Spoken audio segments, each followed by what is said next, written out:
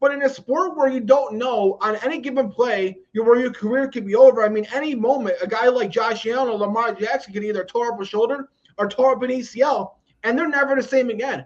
And if you want to limit their guaranteed money, that's pretty much the only safety blanket that these guys have.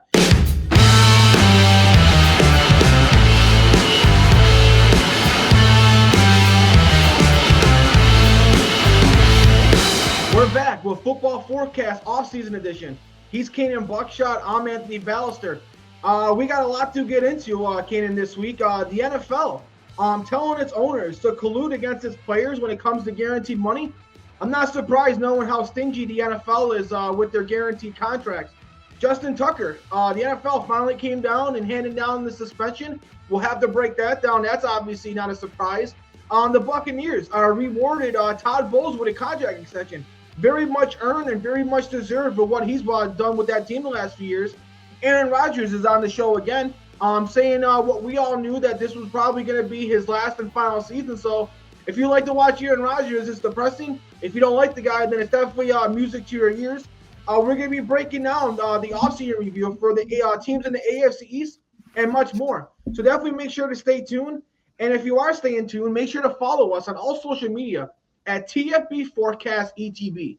Also be making sure to watch and subscribe to our YouTube channel at youtube.com/ETB Network for all your other shows and other content. We just hit, I think, the 940 subscriber mark. So we're about 50 to 60 subscribers away from hitting the 1,000. It's a huge milestone, so we very much appreciate it if you guys can like and subscribe. Also be making sure to check out our ETB Substack at etbnetwork.substack.com. We have a lot of exclusive content on there for all sports, so definitely make sure to check that out. And listen to us however you listen to your football forecast and all our other shows, whether you listen to that on your AirPods on the go, or if you watch it at home on your TV. Definitely make sure to watch us and listen to us however you listen to your podcast. And also, the show is presented by Playback. We're going to have more about that as we get later into the show. But Kaynen, let me ask you, how you been and how you doing? Yeah, I've been good, bro. Just trying to beat the heat. How about yourself? Yeah, it's definitely been an insane, heat wave, and I don't even think it's just for us East Coast guys. I think it's for across the country. So I know it's the summer, but man, I could deal with 80 degrees. But once we get into the 90s, oh man, it's definitely brutal. But thank God that's over, and hopefully we get some nice cooler days so we can enjoy the weekend. But Kaynen, we're gonna get right into it. To what was the biggest story, maybe in all of sports this week outside of the NBA, and that was the arbitrator who reported that the NFL urged its clubs to limit its guaranteed money amongst the NFL players. Now, man, if I was an NFL player, I would definitely be very upset. When you're the player who's going out there and risking your well-being and your body to help your team win, and then to find out that when it comes to guaranteed money, the money that you need when you do get injured and you can't play, you're finding out that the NFL owners want to give you less. Also, at the same time, the NFL owners continue to want to have more and more games from 16 to 17, and now they want to play 18. So it's like, man, the NFL keeps demanding and asking so much of their players, but they don't really want anything in return, and they can't do any favors for the players. What are your thoughts about this, Kaynen? Yeah, that's really messed up, like you said, especially when the players are the ones, drawing all the attention, selling the tickets. I thought this whole situation was crazy. Although it's crazy, it's really not surprising that, the NFL would want that after the whole Deshaun Watson situation. That guy got a crazy bag, and he really just ruined it for everyone. But I think the more, again, not really surprising, but the more damning thing was that they swept this all under the rug. I think the grievance was filed about 5 months ago from the players. So just hearing this, a couple of days ago, that's kind of crazy and kind of makes you think, like, what else they have hidden behind closed doors. What do you think, Anthony? Yeah, I think this is definitely going to cause the players to feel some sort of way against the owners. And I think in 2030, when the NFL gets done with its latest CBA deal, there might be another lockout. The NFL players are getting upset with how they're being treated. They're being forced to play all these games. They're being forced to play games on short notice with all these games that are being added on Thursdays, some Black Friday games, the Saturday games. So the NFL is demanding more from its players than ever before, but now they want to give them less guaranteed money. I feel like what's going to end up happening, Ken, is they might tell the NFL, like, listen, you want us to do all this? Well, in return, you're going to have to give us full guarantee contracts. We see in a lot of other sports where pretty much all other sports contracts are fully guaranteed. Like NBA, NHL, and MLB, majority, if not all, those contracts are fully guaranteed. Now you do end up in situations like you saw a couple of years ago with Russell Westbrook and the Lakers and others, where teams are just stuck with these contracts. And the NFL, with it's liking to have parity and liking for teams to be able to improve year in and year out. They don't want teams to be stuck with these bad contracts and then kind of just be a bad team that can't really improve. The whole point of the NFL is it loves to sell hope to every fan base, and almost every fan thinks that their team can compete. And why not? I mean, we see teams like the Washington Commanders who in 1 year could go from the second worst team to the conference championship. So that's what really makes the NFL as popular as it is. But if you have these contracts holding these teams back, I mean, maybe that's why they're worried about it. But in a sport where you don't know on any given play where your career could be over, I mean, any moment, a guy like Josh Allen or Lamar Jackson could either tore up a shoulder or tore up an ACL, and they're never the same again. And if you want to limit their guaranteed money, that's pretty much the only safety blanket that these guys have. There's a lot of fake contracts out there where, on paper, yeah, you signed a 5-year, $200 million contract. But if your guaranteed money is only 50 years, then really that contract is essentially just a $50 million contract. And if you are to get a season-ending injury, all you get to walk away from that $200 million is $50 million. And after a year or two, the team could just walk away scot-free. So I think the NFL and the players are going to finally stand up and say, hey, you want us to play 18 games? You want us to continue to make the product what it is? Well, you're going to have to give us the full guaranteed money. And I'm glad you brought up Deshaun Watson, Kaynen. This definitely correlates with that. And I just think that it's messed up that, the Cleveland Browns, who hasn't really been the greatest organization and an organization that's known for making mistakes, is the organization that kind of ruined it for everybody else. When you had a guy like Lamar Jackson who was up for his contract, or a guy like Josh Allen, those should have been the guys who got the first guaranteed contract. So for the Cleveland Browns to decide, hey, we're going to make Deshaun Watson the first, mega deal that's fully guaranteed after all those allegations, I mean, that's not a good sign to send to the rest of the league. And I think the NFL knew that. And they basically said, hey, this is going to be a one-off. We're not going to do this. And let's lower the guaranteed money for other guys so that everybody can kind of just forget about the Deshaun Watson deal and kind of just look at that as an anomaly. Now, that's not fair to the guys who definitely earned it and guys who not only been good on the field, but also did the right things off the field. I mean, when you look at what Lamar Jackson did, Lamar Jackson came in, he, said no to a lot of endorsement deals, a lot of commercial deals, because all he was focusing on was making himself better and doing the best he can to win. Now, whether you think, he comes up short in the playoffs is one thing or another, but in terms of his work ethic and how much he cares and what he tries, Lamar Jackson did everything right.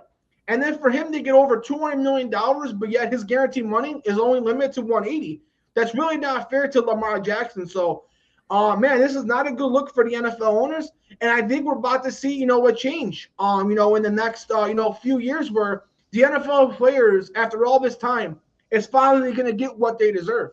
And speaking of Deshaun Watson and speaking of players not doing the right things off the field, we got to speak about the news of Justin Tucker. The NFL finally suspended Justin Tucker for 10 games. Now, that's obviously no surprise at all. We knew this was going to come down.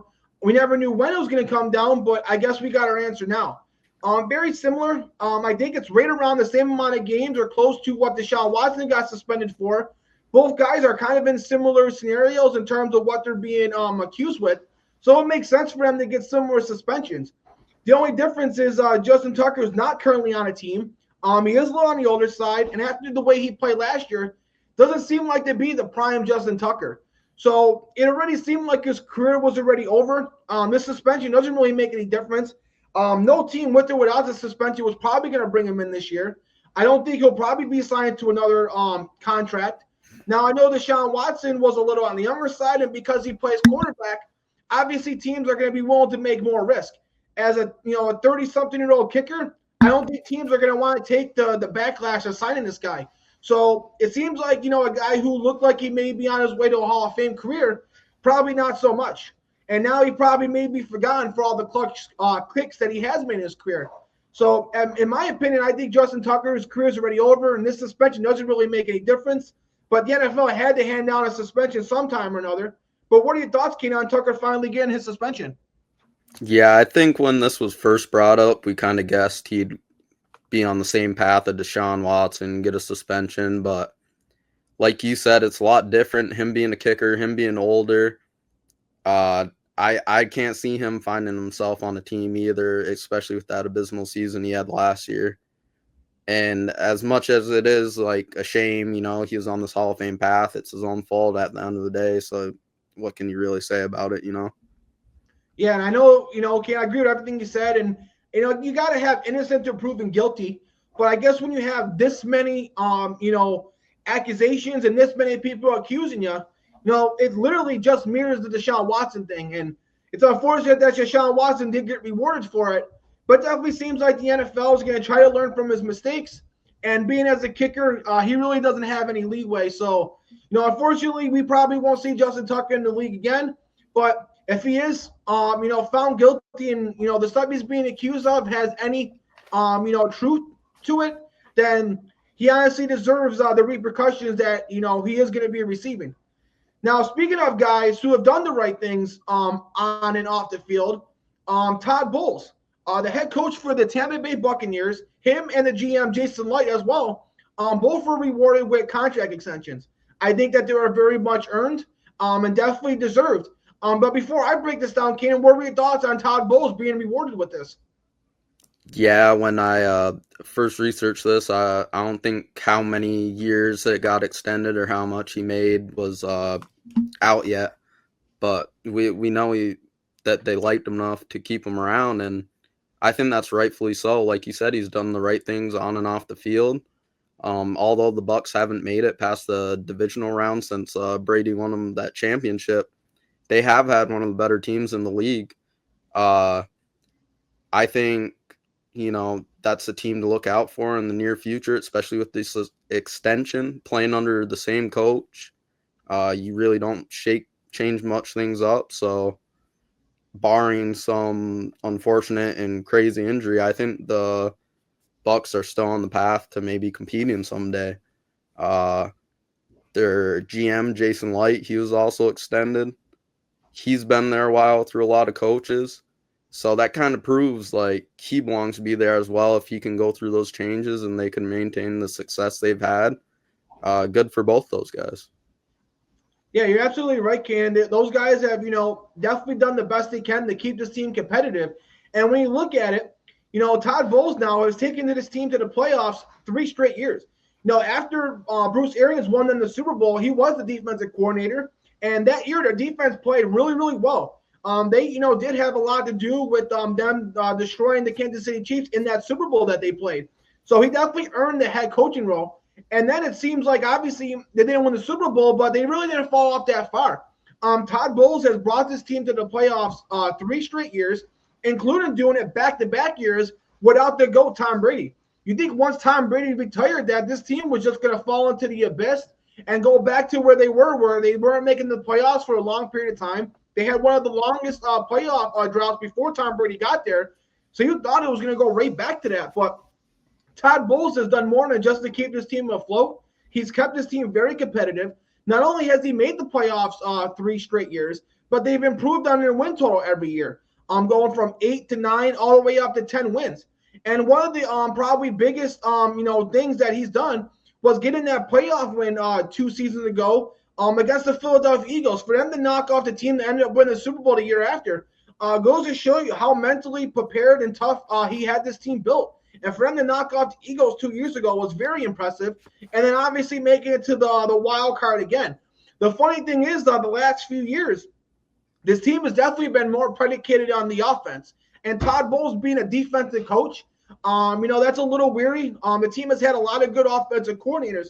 So now you got to see, the last couple of years, has the success been a lot to do with the offensive coordinator coaching up this offense at Baker Mayfield, or has it been Todd Bowles? I think Todd Bowles does deserve a lot of respect. He's not the rah-rah guy. You're not going to really see him, say a lot on the sideline. But he definitely seems to have everybody in the right spot. Everybody knows what they're doing. He's got this respect in the locker room. So, I mean, a guy who's been to the playoffs 3 straight years, been to the divisional round, I think he's definitely got to be rewarded with a contract. I mean, we see guys who haven't made the playoffs in a few years who still get to keep their job. So if anybody needs to keep their job, Todd Bowles is definitely one of them. Like you said, Keita, we don't know, the exact details of this extension. I'm guessing, maybe probably around the 2 to 3 year extension. I'm not sure if they give him a 5-year deal, but now it's basically going to come down to, can they make the next step? Can they make back to the division round again? I think being in the NFC South, it's been a weaker division. They've been pretty much the class of that division. I know what teams like Atlanta and the Carolina Panthers are trying to improve. So it may not be as easy as it once was, but until they're knocked off, the Tampa Bay Buccaneers are still going to be, the kings and the face and the leader of that division. But like I said, with this contract extension, they're probably going to want Todd Bowles. They're not going to settle for losing in the wild card another 3 straight years. So they're going to probably want at least a second appearance in the division round and maybe at least one, at best, a conference championship appearance. I know that's a lot to ask for with all these great teams in the NFC. But, I mean, at least second round of the playoffs, I think, is definitely doable. And when you look at Baker Mayfield and the receivers they had, I like the draft that they had. This is a team that should win the division again. And I feel like they shouldn't have any falling off anytime soon. Now, if they do stumble with the contract extension, it does give Todd Bowles some security. If they already not make the playoffs to win the division this year, they're not going to get rid of him after giving him the contract extension. So this does allow Todd Bowles to have some job security, kind of relax a little bit, knowing that not everything's going to fall on what happens this year. So he definitely deserves that job security. And I think he's probably got about a 2 to 3 year window to make the second round of the playoffs again. But what him and this GM has done for this organization, they definitely have earned this contract extension. But in some unfortunate news, if you're a fan of this guy, Aaron Rodgers, which is something we pretty much all insinuated on when he signed with the team. Aaron Rodgers said on the Pat McAfee show that he's pretty sure this would be his final season. Now, that doesn't come as a surprise to most people. Some people thought maybe he'd retire last year. But if he were to come back, it probably would be a 1-year deal, and then he's probably going to ride off into the sunset.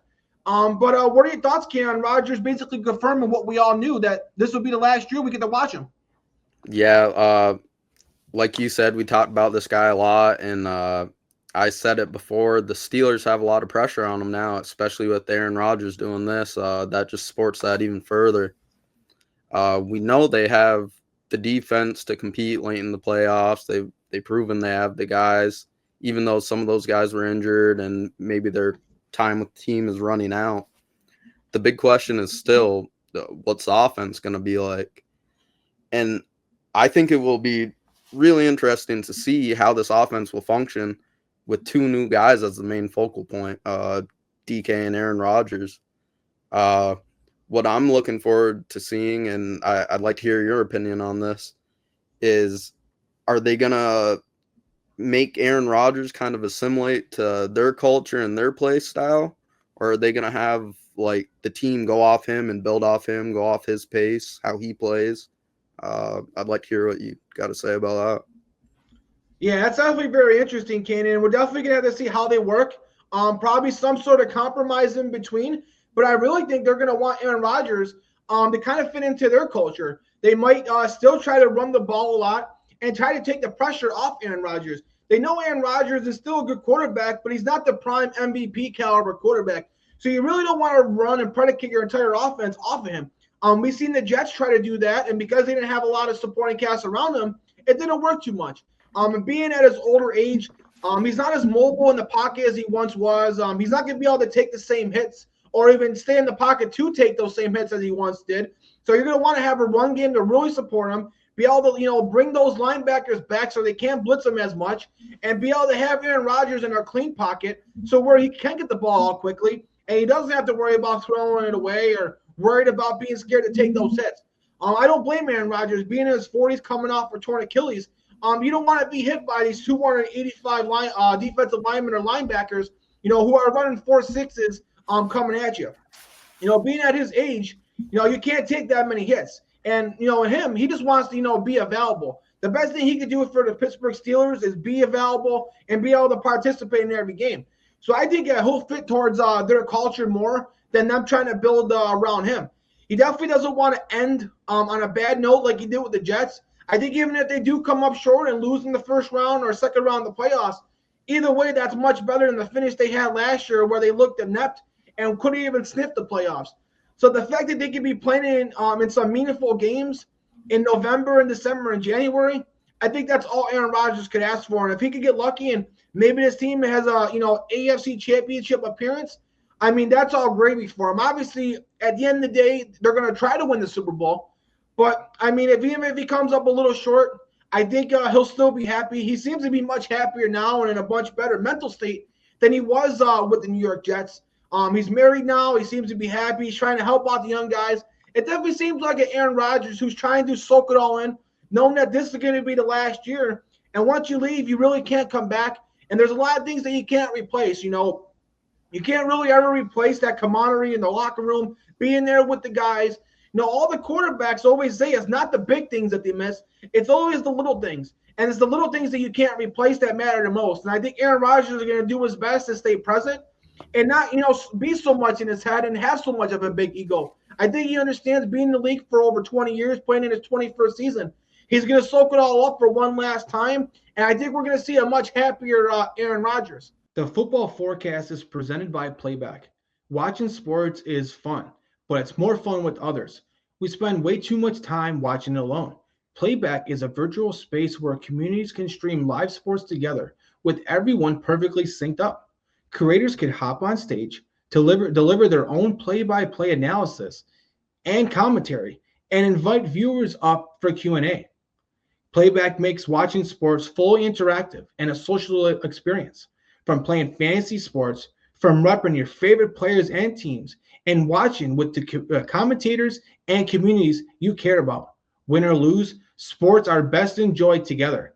Join our community by going to playback.tv/ETB network to find out more, including our live stream schedule. Now back to the show. Now we got through all the news of this week. We get to go back to our offseason reviews.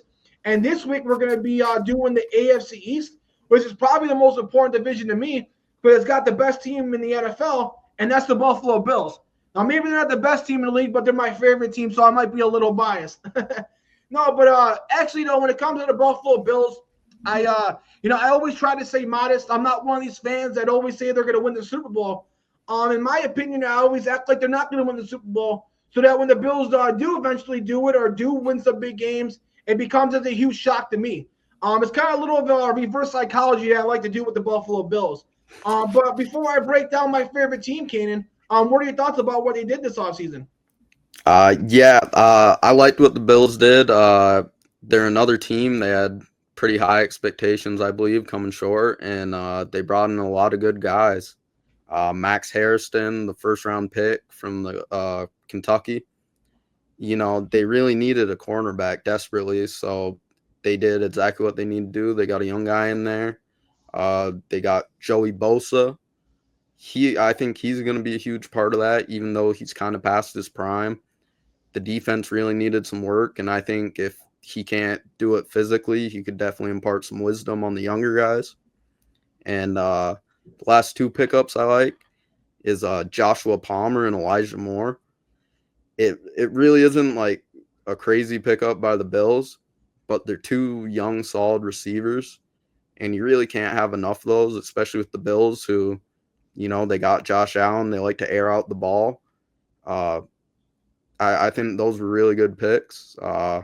Who do you think the best pick for the Bills was this offseason? Well, Ken, that's a tough question because they added so much. I guess I gotta say the Maxwell Harrison pick, like you said, last year they really needed corners, and you've seen in the AFC Championship game when their top corner Christian Benford got hurt, they really had a huge drop off with Kamar Elam. Kamar Elam has been probably the worst pick of the Brandon Beane and Bills era. They've been pretty good with their first round picks, but he's been the one sore spot amongst that group, and I'm glad that they were able to trade him and bring in a guy who's got some speed and a guy who I think has a much higher ceiling and a guy who I don't think will bust. So I probably got to go with Maxwell Harrison. But if you're talking just overall, the biggest thing they probably did was probably re-signing their own players. They had a lot of guys who were entering the last year of their contracts, and we thought, you're probably going to lose half these guys. Well, they re-signed all but one. And mainly they got all their main defensive guys back. They gave Christian Benford, as I said, their best corner. The only corner they really had that was a quality last year. They gave him a contract extension. They got Gregory Rousseau back. They got Terrell Bernard back. And they also re-signed Khalil Shakir. They got all these guys for less than market value. So this is a tremendous, positive for Brandon Beane, being able to re-sign their own players and get them for less than, what they were supposed to get. And then, like you said, on free agency offensively, they got two good receivers, Josh Palmer and Elijah Moore. I think Elijah Moore could be a really underrated guy. He's a guy who, has some decent seasons, but he never really had a great quarterback play. So we never got to really see the full Elijah Moore. Now he gets to play with one of the best guys in football in Josh Allen. I think we're really going to see the best of Elijah Moore, and I think he's going to establish himself as a really decent starting receiver that you can rely on. I mean, when Khalil Shakir got hurt a little bit last year, they really didn't have a backup who could play in the slot. Now Elijah Moore can either play on the outside when you got Shakir, or he could come in and play for Khalil Shakir in the slot if he needs a break or he has injuries. So this gives the Bills a lot more versatility. To go along with a guy like Keon Coleman heading into his second year. If he breaks out, this is a receiving core that definitely can compete. And the Bills proved that, it's not the offense that's holding them back. It's always the defense. Josh Allen and the offense has always come to play in the playoffs, but it's their defense that can't get a stop. So I love how the Buffalo Bills this year has really emphasized the defensive side of the ball. Like you said, they brought in Joey Bosa. They also brought in Michael Hoyt, who's been a really decent player for the Rams. They got Larry Ogunjobi, who's a really good run stuff for defensive tackle. Now, I know him and Hoyt are going to be suspended for the first couple games, but they're going to get him back right when you need him for the midseason and for the late season playoff push. They also brought back Trey White, who I guess, according to reports, has been doing okay and a lot better than what he did before and so far in mini camps. So if he could be, even half of what he once was, where at one point in his prime, he was a top 10 shutdown corner. So if they could get anything out of him, having him as a depth guy with Bernard and Maxwell Harrison, that's a tremendous, cornerback group compared to, how bad they were last year. And then you look at the other defensive players they drafted, they really added to that defensive line. You got TJ Sanders, who may be not over 300 pounds, but, at 280, 290, could really, really rush the passer and be an enforcer. I think bringing him in to groom under Daquan Jones, he's a tremendous guy who can be the starting defensive tackle in the future. They also brought in Landon Jackson, who should have been a late first, early second round pick. Getting a guy who's that athletic at almost 6'7", 285, running, I think it was a 4.5 with a 40-inch vertical. I mean, that guy, could do it all. And with the talent he has and the fact that he could take his time now, because you already got AJ Espinosa, you already got guys like Gregory Rousseau and Joey Bosa. He's a guy that could really spend his time grooming and eventually be, I think, the duo with Gregory Rousseau in the future. And then when you look at Deion Walker, 6'6", 6'7", like 340 pounds. He's got a back issue. But, man, if they could ever get him to reach his full potential, I mean, he's a guy who, just because of his size and strength alone, it's going to need two guys to block him. And that's something the Bills haven't had. They've had a very undersized defensive tackle group. Outside of Daquan Jones, they don't really have a lot of guys who are over 300. Now you'll have a second-year Dwayne Carter with all these other defensive tackles they got. And in a matter of 1 year, they went from being undersized to being one of the biggest and one of the better defensive tackle groups in the NFL. I guess the one thing that we, have to mention is James Cook. Now, James Cook deserves his money, but where the Bills are at with Josh Allen and the defense, they can't afford to pay a running back $15 to $20 million. Typically, teams that pay running backs like that are usually not paying a lot of defensive players, or they got a quarterback on a rookie contract. So, I mean, the Bills just where they're at with how great Josh Allen is, you really can't afford to tie up that much money. I think if they could get Cook closer to the, the 12, 13, maybe $14 million range, I think they could do it. But I just think the Bills, with Josh Allen, especially when you could draft a running back in the second round or maybe late first who can come in and be almost or equally as good. Financially, it just makes more sense for the Bills to probably let James Cook ride his contract out, see where negotiations go, and if they don't go well, you still got Ray Davis, or you can replace him next year. So, this could be a make or break year for James Cook. I think he deserves his money, but I just think he's going to have to get his money elsewhere. I just think it benefits both parties for him to go somewhere else and make a lot of money. And then the Bills can save that money, especially when you look at all the money that they had to dish out on the defensive side of the ball. And we know that's been the difference in the playoffs. So I think the Bills made the right move by re-signing who they did. And we'll ultimately have to see how that pans out.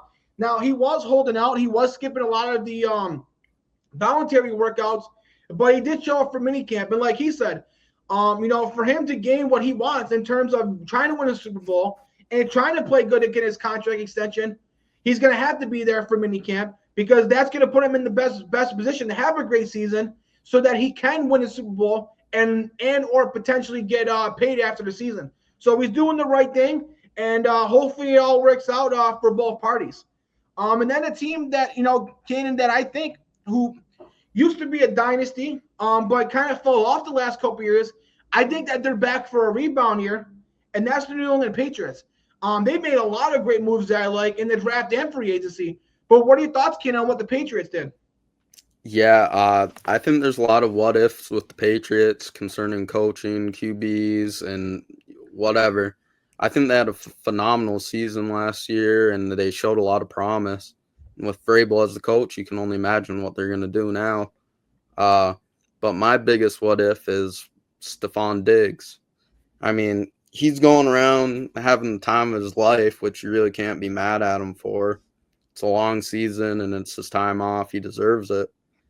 But when you see this guy linking up with like Cardi B, and then her ex Offset gets with his ex, kind of makes you wonder where his head's at, especially when he missed a lot of the voluntary stuff. And especially playing under a coach that's not just new to you, but new to the team as well, and who really has something to prove. So I doubt Vrabel's really going to like that drama to fall around who's going to be his young, blossoming quarterback's wide receiver one. But it's really going to be interesting to see if they could put it all together. A lot of wide receivers are head cases, and they turn out really good. So should be interesting.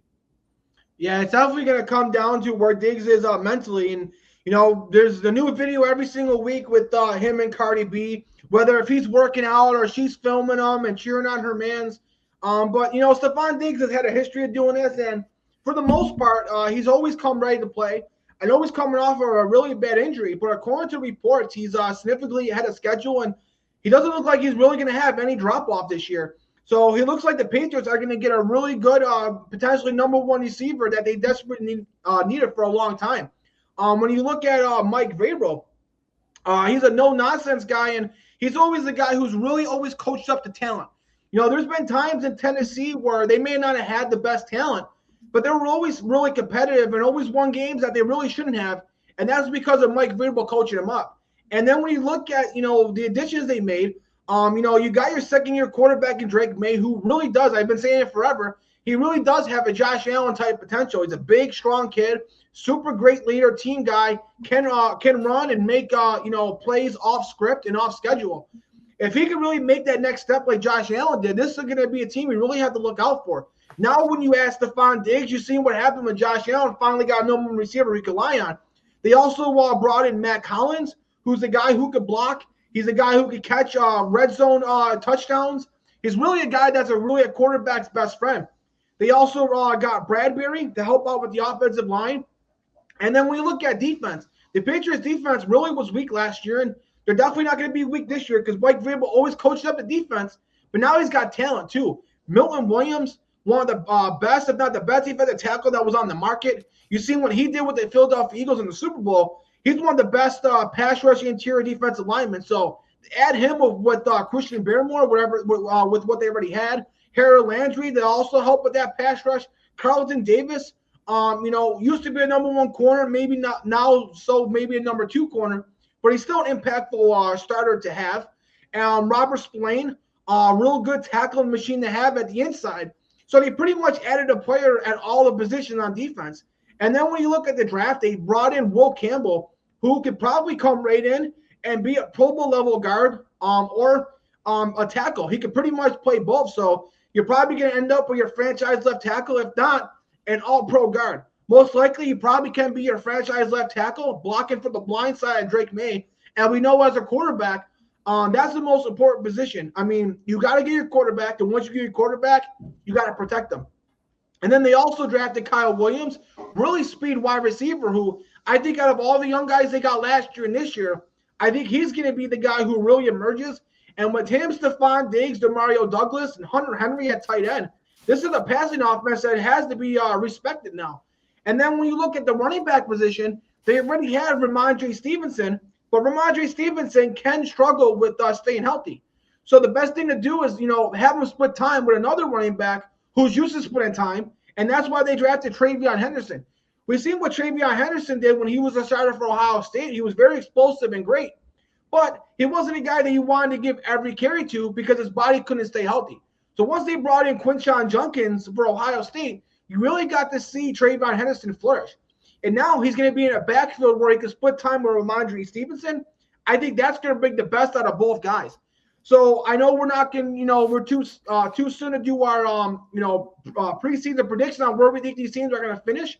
But right now, Kaynen, I'm leaning towards having the Patriots finish second in this division behind the Buffalo Bills. And I can see this team winning 9 or 10 games and possibly sneaking in to one of those final wild card spots. We see a bunch of teams, at least 4 every year, that go from non-playoffs to making the playoffs. And I think the Patriots fit the description of being that team this season. Another team who was in the playoffs but kind of fell off last year, they're trying to rebound, that's the Miami Dolphins. Huge year for Miami Dolphins. This could be a year where, it's going to be a huge make-or-break year for guys like Tua Tagovailoa and Mike McDaniel. If this is a team that missed the playoff once again, this could be a team that decides to go in a different direction. But what are your thoughts, Kaynen, on what the Miami Dolphins did this offseason to help prevent that and help maybe go back to the playoffs? Yeah, I thought they did a good job. They got Jonas Savaiinaea, the offensive lineman from Arizona, and that's really just what they needed. They needed a big body to protect the quarterback. We saw Tua get lit up over and over again, so that's pretty huge for them because he's most likely going to find his way immediately into a starting spot and contributing there. They got Kenneth Grant. He's a D tackle from Michigan. This was awesome for them because Calais Campbell just departed from them, so he was their primary run stopper. They kind of have a new guy to coach up and get in there. They got Quinn Ewers as a backup for Tua, who is so injury prone. And I think that's a really good steal because he was the 231st pick. And although he isn't the most consistent, when he's on, he's on. And I think his style of play fits really well with McDaniels, like air out the ball, deep plays every once in a while. And the last guy, Ollie Gordon. And this is a guy who's had a lot of issues on and off the field in the past, but he was an awesome back when he was on his game and no distractions. So I think that's a huge pickup for the Dolphins. What do you think? Yeah, they definitely made some interesting moves, and I think what they decided is they were always considered a finesse team. But whenever they went up against a big, strong offensive defensive line, they always got punched in the mouth and just kind of got thrown around, and they really didn't have an answer for it. So I think that's why we saw the emphasis on getting the big guys, getting those big offensive linemen, and getting those big defensive tackles. So they have some guys that can finally stand up for them, and maybe they don't have to be this finesse team anymore. They really weren't big free agency players this year, probably because they didn't have a lot of money. They were able to bring in 2 safeties, Infanu and Ashton Davis. I think those are 2 decent safeties. They lost some safeties in free agency, so they need to replace those guys. James Daniels at guard, they definitely need to help protect Tua, like you said, Kaynen. And James Daniels, a really good starting guard that can help. After what they did, losing some guards, the free agency a year ago. And man, the draft, getting Kenneth Grant, he was one of the best big defensive tackles. If you need a big defensive tackle to plug in and stop the run, he was probably the best you could get, and that's why they drafted him decently high. I mean, he played alongside Mason Graham, but Mason Graham was more of the, the speed, athletic guy, where Kenneth Grant was just a big plugger that was, over 320 pounds that you needed 2 or 3 guys. He's one of the strongest, and not the strongest player in the draft. So getting him's going to go a long way. And then, like you said, the guard, they got Jonah Sabavia. He's going to help as well. So to combine him with James Daniels really gives Tua finally some offensive guards that he can really help protect them. But honestly, Kaynen, I think, those moves could go a long way. But I feel like Miami might be looking at the outside looking in when it comes to the playoffs. I'm not sure it's enough to obviously compete with the Bills. And I think the Patriots did a lot more. And I think today, as we stand and look at this, I think the New England Patriots are a better team. And I think this could be a long season for Miami, even with the healthy Tua. He could only, do so much. This is a team that I think defensively, particularly in the secondary, can struggle potentially this year. And I still just don't think they have enough parts right now. And maybe this might be Mike McDaniel's last year on the team. We shall see. And mostly when Tua's been healthy, the offense has been good enough to carry.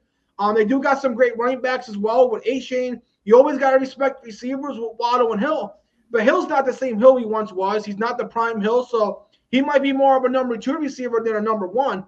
And that might be the difference of Miami going from being the second best team in the division to being the third or fourth team and potentially going from a 10-11 win team to maybe a 7 or 8 win team that is looking on the outside of the playoffs.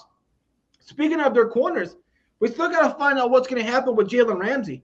They've been talking all offseason about how he's going to be traded. He wants to be out. He doesn't want to play for Miami, and he's still on the roster. So we're going to have to see how this is going to play out. I wonder if they're just waiting, if teams are waiting to see how their young guys play.